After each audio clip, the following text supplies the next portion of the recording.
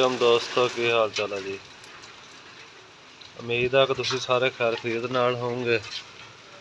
अज है जी डेट 16 अप्रैल 2022 ते अज चेक कर लो जी मौसम कितना खराब ते बारिश हो रही है।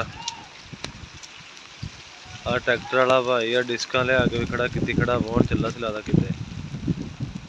देख लो मौसम बहुत खराब हो गया। कणक हाले कढ़न वाली, अल्लाह पाक रहम करे जी जिमीदारां ते, मुल्क दे हालात ते सब ते।